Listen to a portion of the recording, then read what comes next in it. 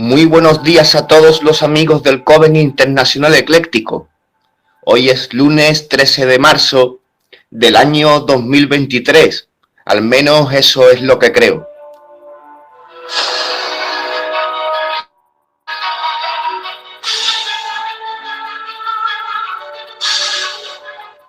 Aquí nos disponemos a meter un mensaje en una botella con mucha ilusión. Como todos sabéis, el 11 de marzo, hace un par de días, el Coven Internacional Ecléctico cumplió 2 años, 2 vueltas a la rueda del año Wicca y seguimos a flote.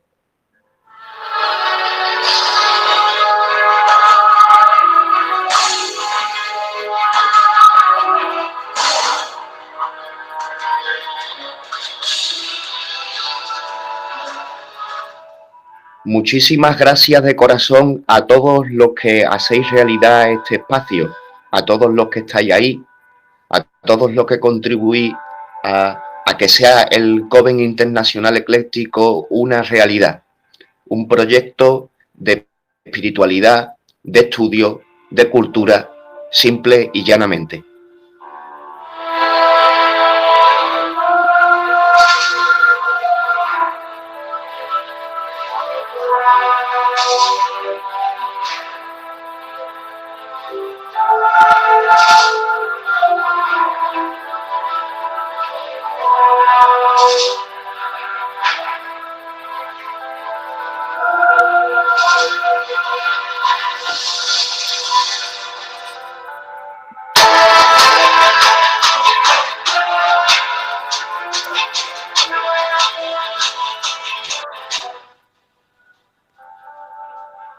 Como venía diciendo, pues es 13 de marzo y aquí en Mairena del Aljarafe pues son las 9:07 de la mañana y mi reloj está bien sincronizado.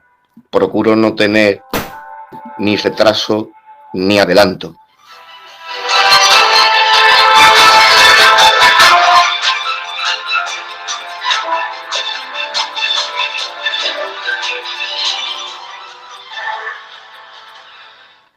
¿Qué santo se celebra hoy, lunes 13 de marzo?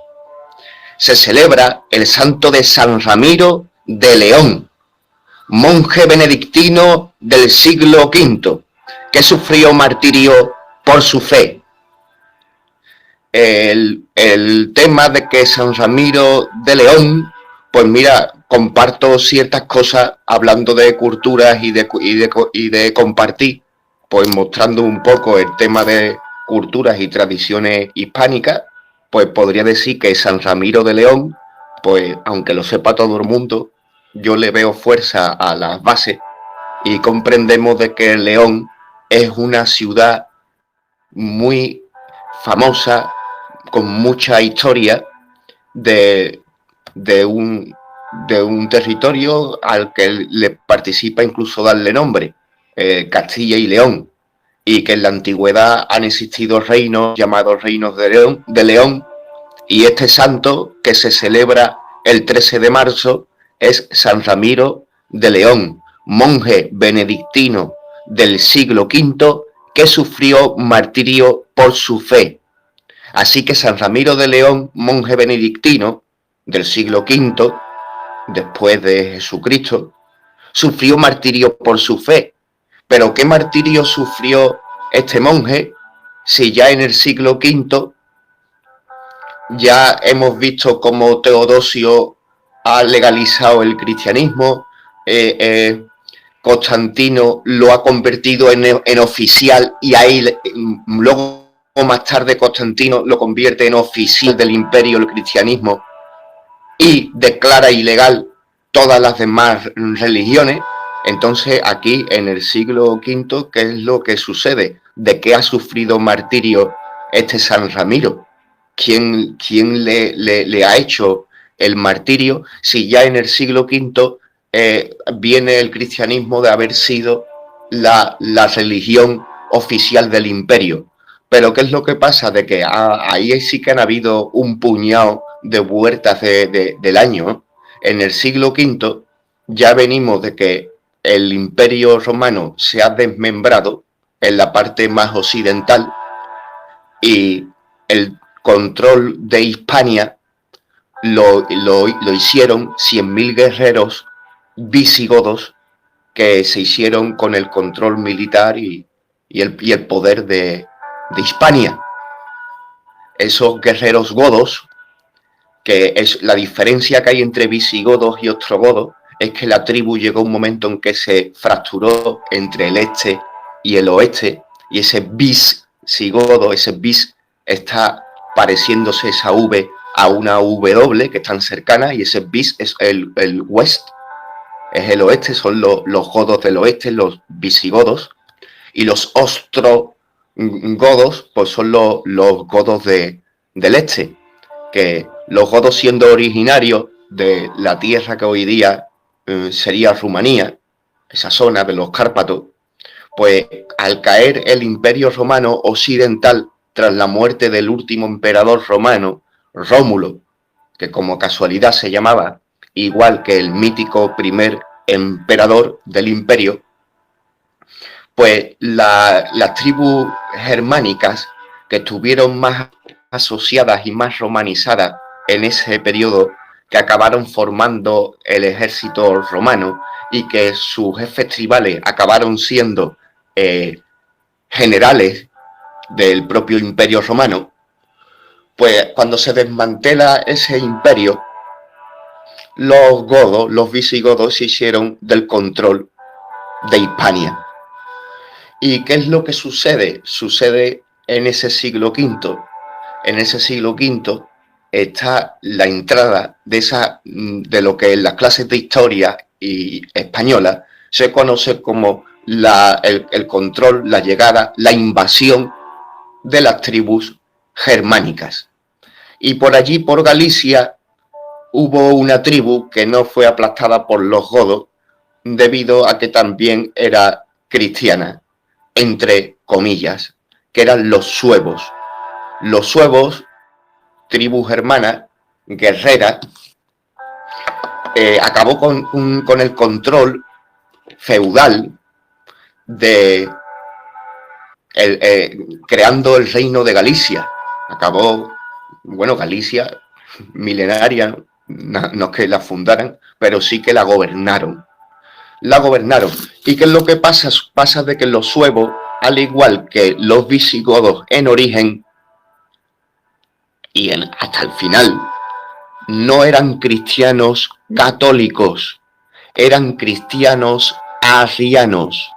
¿Y qué es el arrianismo? El arrianismo es de que siglos antes, cuando el concilio de Nicea, Constantino declara como única religión del imperio el cristianismo católico, hubo un obispo al cual lo ilegalizan, que era Arrio, que Arrio tenía una visión más humana de Jesús, lo veía como un iniciado, un profeta ascendido, un humano en un desarrollo esplendoroso que transmite la filosofía mística del cristianismo.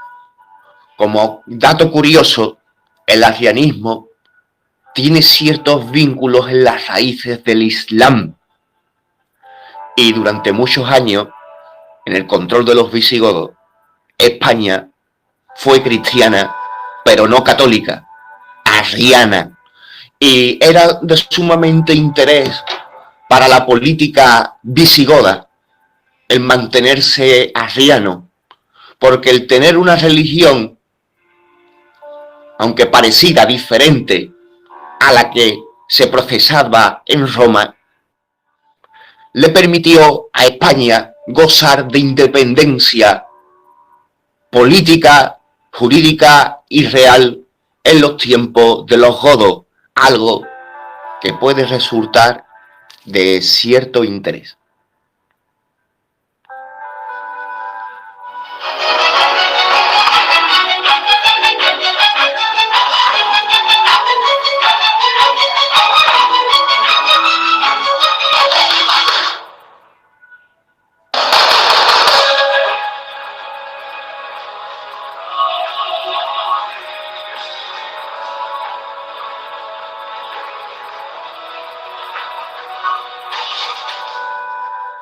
En esos tiempos de los godos, la religión católica se veía como una intromisión de fuerzas internacionales que venían como a querer someter la soberanía que mantenía los godos.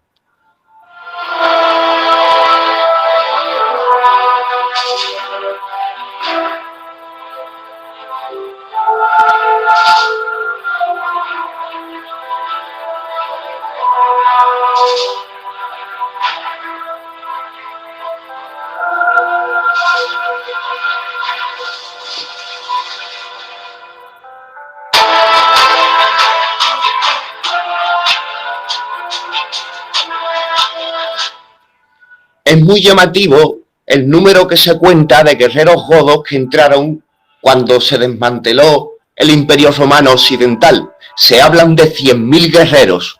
100.000 guerreros. Y ese número no es la primera vez que aparece en invasiones de la península ibérica. Se hablaba también de 100.000 soldados romanos de las legiones romanas cuando las guerras púnicas. Se hablan de esos 100.000 guerreros godos que acabaron controlando militarmente, lo digo para que ustedes veáis que es el control de un país, con 100.000 guerreros, con grandes melenas, porque los godos veían mal el cortarse el pelo, y con sus caballos, sus espadas, y esos 100.000 guerreros llegaron y como no había ejército formal ni regular, pues era incontestable, ¿no? También se hablan siglos más tarde de que cuando se invadió los musulmanes la península ibérica llegaron con 100.000 guerreros bereberes. Es algo curioso. Y es algo curioso como Fernando VII, con la ayuda de los 100.000 hijos de San Luis, acaba restaurando el poder absoluto en el siglo XVIII, o por ahí.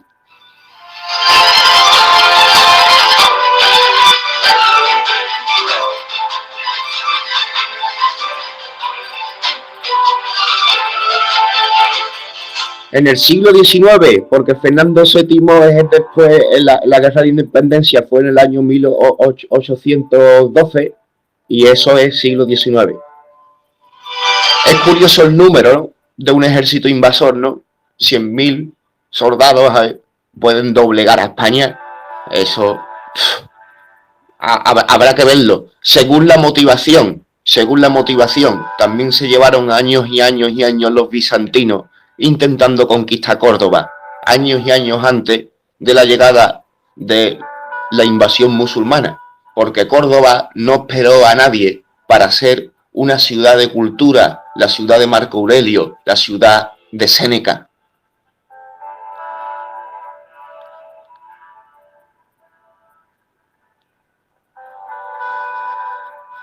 Esa actitud de los godos pues hizo que se viera con recelo la religión católica.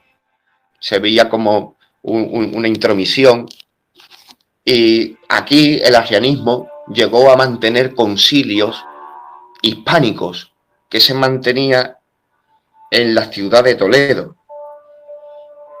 Y el caso es que poquito a poco pues el catolicismo pues, se empezaba a permitir. Claro, porque no tenían por qué ser radicalmente enemigos, a veces sí, a veces no. Y en los tiempos de los godos, pues es reconocible que Roma ya enviaba a sus obispos a capitanear el catolicismo. Una de las ciudades en donde el catolicismo más fuerte entró fue en la ciudad de Sevilla, en donde ha habido gente que es considerada padres de la iglesia, doctores de la iglesia, ese tal San Isidoro de Sevilla, por ejemplo.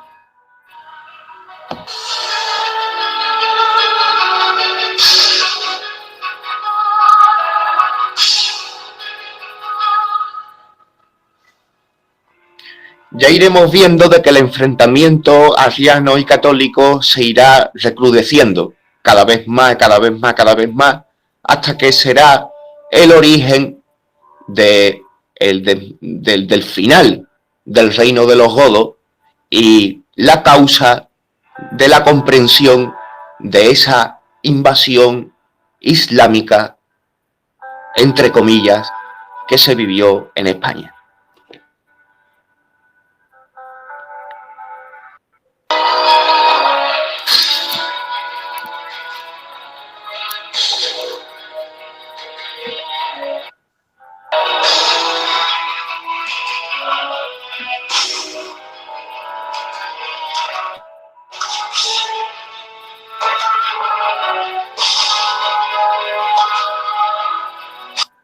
San Ramiro de León, 13 de marzo del 554. Fue un monje benedictino que sufrió el martirio junto al abad de su congregación Vicente de León y 12 compañeros más. Es venerado como santo de la Iglesia Católica. El 11 de marzo de 554, los suevos arrianos martirizaron al abad del monasterio de San Claudio, Vicente de León. La tradición dice que su espíritu se apareció con un grupo de ángeles al resto de frailes mientras rezaban y les dijo que si querían perecer por la fe podían hacerlo, pero que si se consideraban débiles para el martirio podían huir y esconderse en la sierra. 2 días después también murieron el prior del monasterio, Ramiro, y 12 monjes que permanecieron allí, mientras el resto de la comunidad huyó. Sus cuerpos fueron enterrados en el monasterio, pero con el tiempo se perdieron, a excepción de los de Vicente y Ramiro. Los restos de Vicente fueron trasladados a la catedral de Oviedo.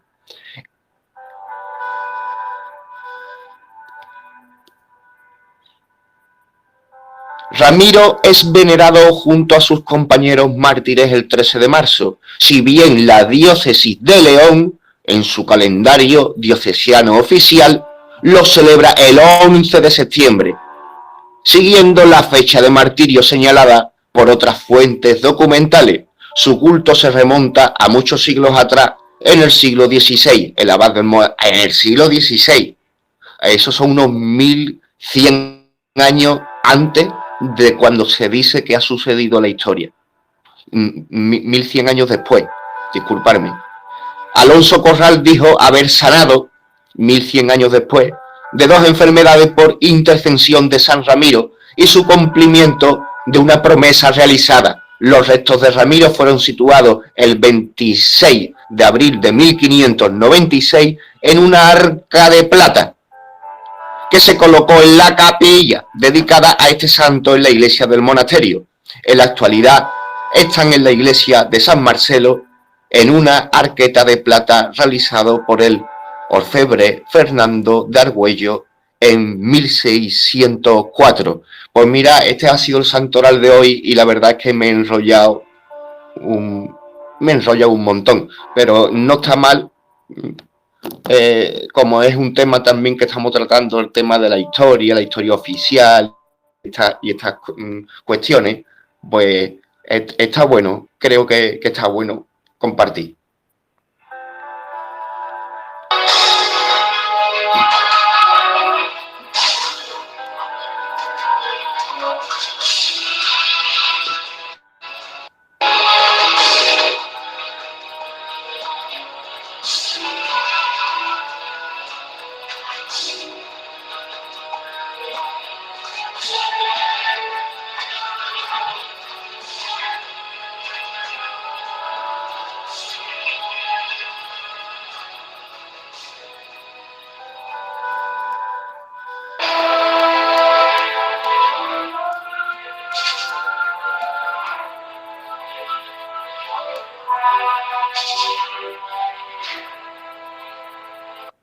Bueno, pues ya que hemos terminado con el santoral de hoy, 13 de marzo, pues vamos con las noticias Telegram. Lo más llamativo de estos días pudiera ser la reflexión, la invitación a debate que ha dado el compañero Andrés Fernández. Este compañero autodidacta, que es un maestro de las matemáticas vorticiales, un ingeniero en donde los haya por su capacidad de manifestar el ingenio, y va compartiendo con nosotros, y sobre el compartir reflexionó. viendo la actitud que el compañero tiene, pues no veo yo ningún problema en leer los mensajes que en nuestro grupo público se realizaron. Dice, ¿sabes? En la antigüedad todos eran sabios, por lo cual uno a otro no le preguntaban nada a otra persona. Eso ocasionó de uno de ellos querer ser el mejor y de ahí se fueron matando. Y así cada persona ocultó su conocimiento en ciencias ocultas, otros en astronomía, etc. Ya se ha escondido una parte que ya no explican y colocan ellos una otra parte. Si ellos están jugando al divide y vencerás, nosotros uniendo, la unión hace la fuerza, así invertimos lo que quieren pervertir. Por eso las pirámides eran generadores de energía que le han quitado algunas piezas y ahora no funcionan. Eso es lo mismo que coges un televisor y con el tiempo se rompe una pieza en el televisor que fabrica esa pieza, porque al ir avanzando quitamos y dejamos de crear cosas de que antes eran antiguas. Contra más avance tecnológico, más radiaciones que no nos dejan vibrar a lo que tenemos que vibrar. Están haciendo computadoras cuánticas enormes.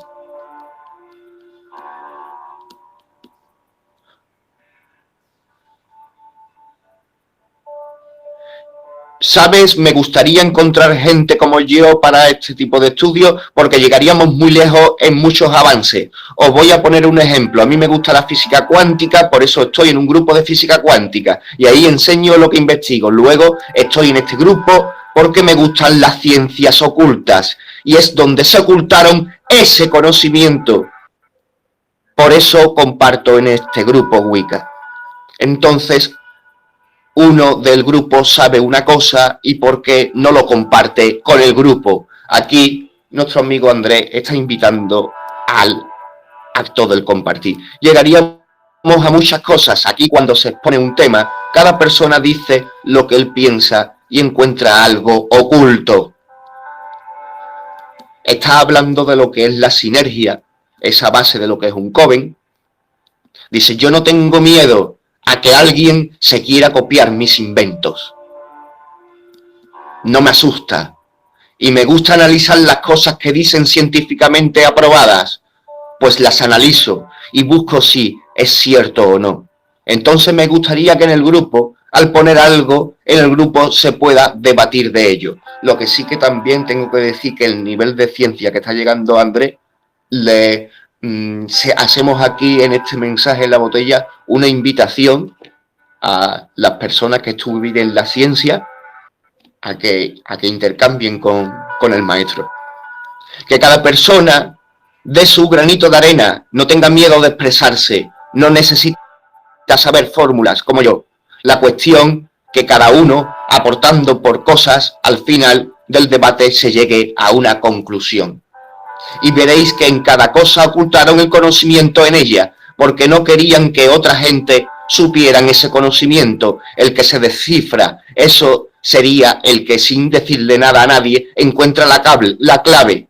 Ese es el propósito de un ser inteligente. Mira, la gente está jugando con la inteligencia artificial. Esa inteligencia artificial te programa en todos los códigos de programación existentes. Entonces, ¿por qué una persona normal, con inteligencia no artificial, no puede hacerlo? Es porque nos tienen en vibración baja. No quieren que nuestra frecuencia se eleve a la octava. Ay, perdona, Manuel, que haya puesto esto. No, yo ahí me disculpo. Muchas gracias por esta reflexión. Pero es para que la gente que estamos en grupos, que nos gusta saber de una cosa u otra, no es el hecho de que yo te digo así está, es que luego esa persona por su propio pie haga la prueba para que vea si estoy en lo cierto o no. Nuestra mente es un ordenador cuántico, es más potente que una computadora cuántica, pero estamos en una frecuencia baja por cosas que nos han ido quitando analógicamente y puesto otras que no nos hacen bien. y es al contrario, para tenernos sometidos a lo que quieren ellos. El tema es que todos los que miren son matrices, por el cual matriz, a lo que me refiero, una energía, por ejemplo, energía punto cero, por ejemplo, ahí sigue y sigue y sigue compartiendo sus fórmulas. Lo interesante es cuando se hace un chat de voz para debatir de alguna cosa, es que se pueda entrar en profundidad en ello para que cada uno dé su opinión de ello, para luego entrar todos, llegar a un mismo razonamiento. Así se avanzaría muchísimo.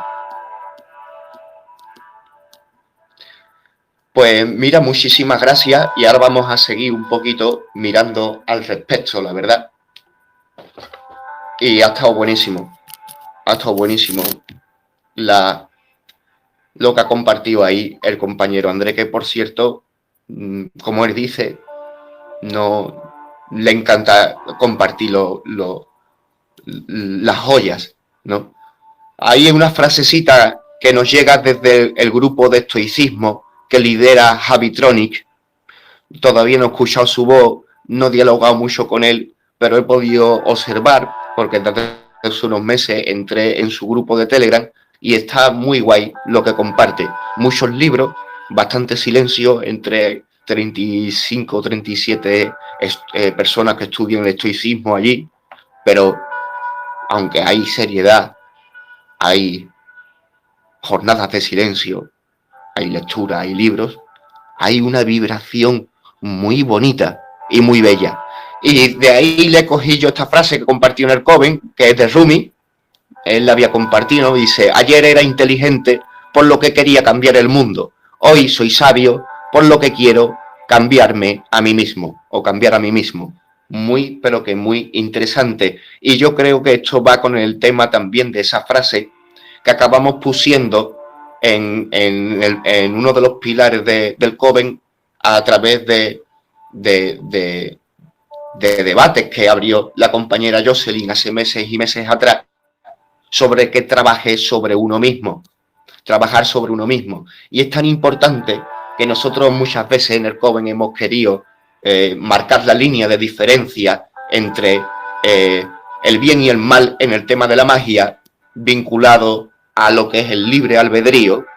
Y aquí se ve algo clarísimo, ¿no? Trabajar en uno mismo es magia blanca, y trabajar sobre los demás y olvidarse de trabajar tu sombra y tú mismo, pues no sé qué decir al respecto.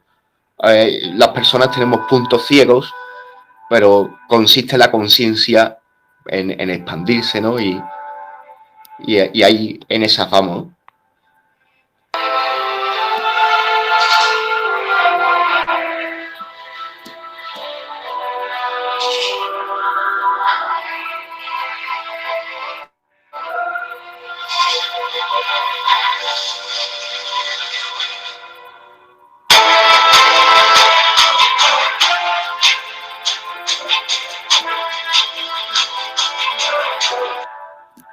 Y el caso es que a mí me resonó muchísimo y me hace ver de que viene como anillo al dedo el comienzo de ese fabuloso libro del maestro Rudolf Steiner, que es La ciencia oculta, que es un libro que me gustaría ir trabajándolo y compartiéndolo en lo que es el trabajo del Coven, un libro muy recomendable.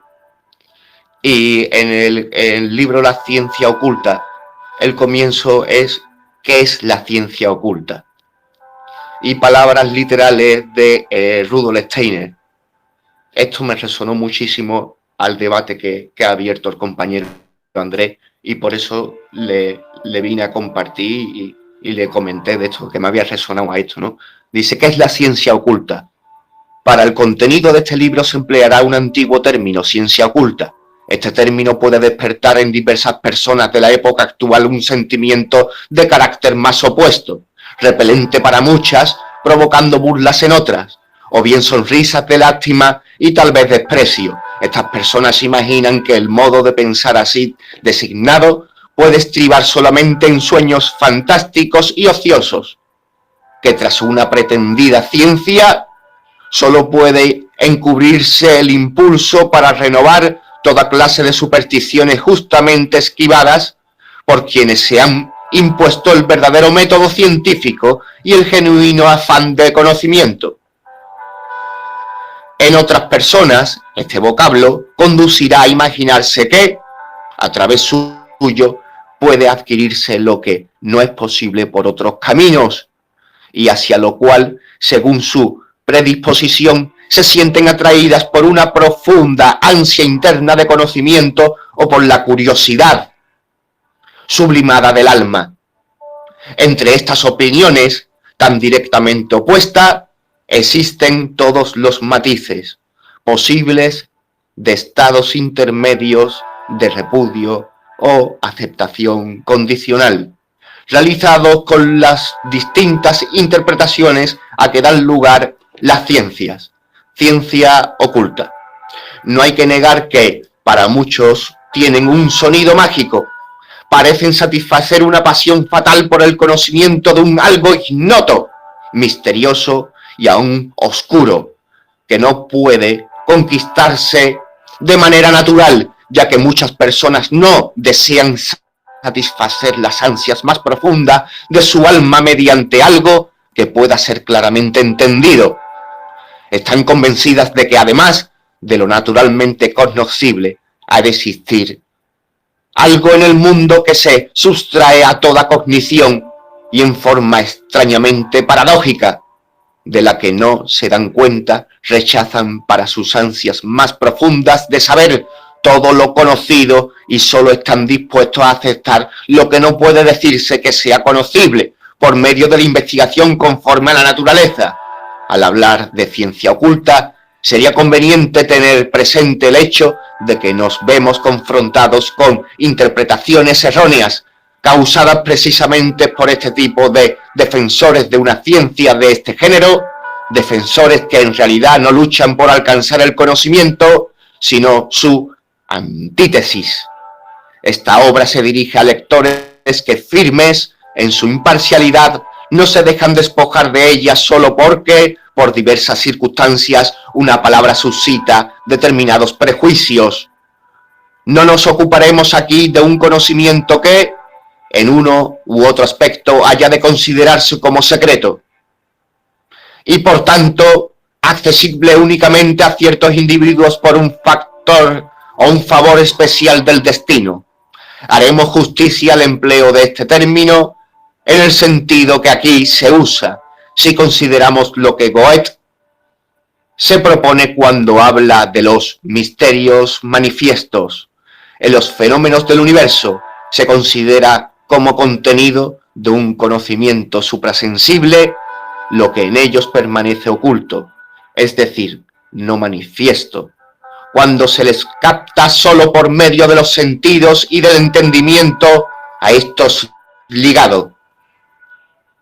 Obviamente, lo que aquí se entiende por ciencia oculta no es ciencia para el que considere científico solamente lo que se revela a través de los sentidos y mediante el intelecto.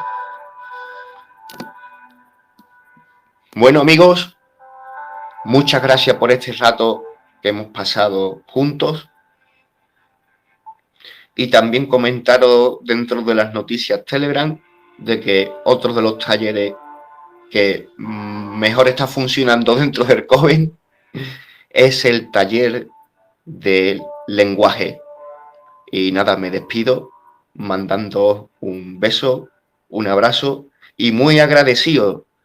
Como antes he dicho, el Coven ha cumplido 2 años y dentro de poco, dentro de un mesecito, va a cumplir 2 años mi canal de YouTube. Y os tengo que decir que eso, que muy agradecido por todas las cosas que estamos compartiendo, por todo el aprendizaje, por todo el cariño, por todo el amor. Os mando un beso y un abrazo. Hasta pronto.